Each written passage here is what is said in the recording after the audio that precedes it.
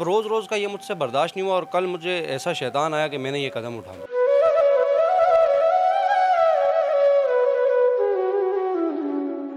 जो मुझ पे 4-5 साल गुजरी है, जो मैंने बर्दाश्त किया है, सबको पता है। मेरे माँ को बर्दाश्त मतलब माँ के गुस्से को।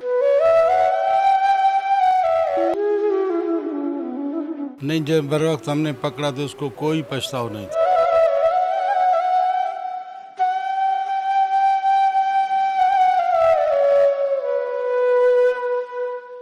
गुस्सा इतना कि आप अपनी दुनिया और आखिरत भी खो दें। गुस्से में ऐसा ही वाक़या हैदराबाद नसीम नगर में पेश आया है कि बेटे के हाथों माँ का कत्ल हो गया है। क्या नाम है आपका? मोहम्मद हनीफ। क्या किया है आपने? अपनी ज़रा सी गुस्से के पीछे दुनिया और आखिरत दोनों ख़त्म कर ली है। क्या लग रहा है आपको? इसमें तो कोई शक नहीं है, जुर्म अज़ीम हुआ है मुझसे और मैं इस बात पे शर्मिंदा हूँ। लेकिन ये तनाज़ा जो है ना 5-6 साल से चलता था। मेरी अम्मी का गुस्सा आउट ऑफ कंट्रोल था, तो वो सबको पता है। मेरा तो खैर लोग ये कह रहे हैं कि यार ये फैमिली इशू था। मेरे तो बच्चे ही अलग है। मेरा तो अपना रेंट पे अलग घर है। मैं अलग कंपनी में एक कंपनी में काम करता था। मेरा पूरा सेटिंग अलग थी ना। मेरे बच्चे वहाँ जाते थे ना वालदा आती थी। लेकिन वालदा अगर घर में बहन से लड़ रही हैं, गुस्सा हो रही है, तो वो आपे से बाहर, इस हद तक कि वो बाहर निकलना। अब रोज़ रोज़ का ये मुझसे बर्दाश्त नहीं हुआ और कल मुझे ऐसा शैतान आया कि मैंने ये कदम उठा लिया। मैं उस पर शर्मिंदा ज़रूर हूँ, लेकिन जितने भी माजरत चाहूँ कि मेरे अल्लाह को पता है मेरे दिल में क्या चल रहा है। लेकिन ख़ता हुई है, मुझसे जुर्म हुआ है। जुर्म होने के बाद भी कह रहे हैं लेकिन गुस्से में ऐसे थी कि मेरा कदम उठ गया। कहाँ की मुझे नहीं लग रहा आपको आज भी आपको शर्मिंदगी हो रही है, या आप लगते हैं आप अभी भी लेकिन और माँ को गुस्से का जिम्मेदार ठहरा रहे हैं? यार नहीं सर, मैं माँ को गुस्से का ज़िम्मेदार नहीं ठहरा रहा, लेकिन मैं उसकी वजाहत कैसे दूँ? मैं अब अपनी शर्मिंदगी दिखा तो नहीं सकता, लेकिन जो मेरे अंदर फीलिंग चल रही है वो तो मुझे पता है। जो मुझ पे 4-5 साल गुजरी है, जो मैंने बर्दाश्त किया है, सबको पता है। मेरे माँ को बर्दाश्त किया?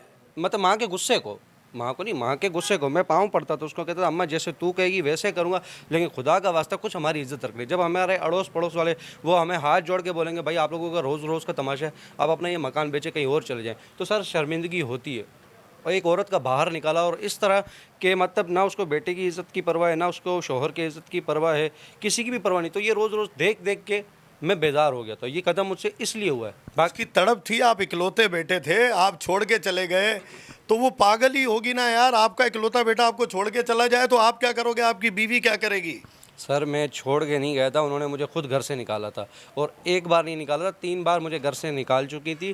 फिर उनके मनाने पे मैं वापस आया। अगर मुझे मतलब अपनी मर्ज़ी करनी होती है, मुझे बेगम की मर्ज़ी पे चलना होता तो मैं निकल गया था, मैं वापस क्यों आता?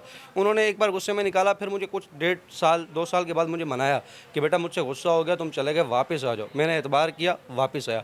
घर में रिश्तेदार चाचा मामू बीच में पड़े, उन्होंने मुझे भी समझाया, अम्मी को भी समझाया, मैं वापस आ गया। फिर कुछ अर्सा हम साथ रहे, फिर उन्होंने निकाल दिया। और ये शादी भी मैंने अपनी मर्ज़ी से नहीं की, उन्हीं की रजामंदी से की। जहाँ उन्होंने रिश्ता किया मैंने कहा ठीक है, मैं आपका एक बेटा हूँ, आप अपनी ख्वाहिशें मुझी पे पूरी करेंगे। सर मुझसे जितना हो सकता था मैंने इनको किया है, मनाने की कोशिश की है, लेकिन अब एक लिमिट ही हो सकती थी। गुनाह तो हुआ है, लेकिन मैं क्या करता जब मैं कहीं मुँह दिखाने के लायक ही नहीं रहा। अब मुंह दिखाना अब सही हो गया आपका? अब भी नहीं है, अब भी नहीं है। मैं कौन सा कह रहा हूँ कि मैंने नेकी का काम किया? सर जुर्म तो हुआ है मुझसे, एक्सेप्ट कर रहा हूँ। SHO नसीम नगर अब्दुल मालिक अबड़ो हमारे साथ है, इनसे गुफ्तगू करेंगे। कहाँ से अरेस्ट किया, कैसे गिरफ्तार किया और कौन सी दफात लगाई? सर 302 लगाए हमने, 311 लगाए हैं। तो इसलिए फिर जैसे हम कल 3:30 बजे ये वक़्वा हुआ है, हम उधर गए, डेड बॉडी अस्पताल ले गए। जो तमाम कार्रवाई होती है पोस्टमार्टम वो हमने करवाई।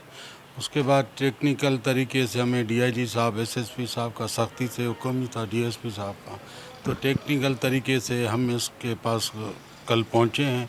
अल्हम्दुलिल्लाह आज ही अरेस्ट होके इधर ले आए हैं। आपने जब बात की, अभी ये कहता है निदामत है, उसको शर्मिंदगी है, उससे तो खैर इसका और खुदा का मामला है। आपको क्या लगता है, क्या ऐसा गुस्सा हो गया था, क्या मैटर था कि इन्होंने अपनी माँ पे गोलियां चला दी? नहीं, जब बर वक्त हमने पकड़ा तो उसको कोई पछतावा नहीं था। जैसे कि इसने मकसद, ऐसे फीलिंग हो रही थी जैसे ये मकसद खुशी था।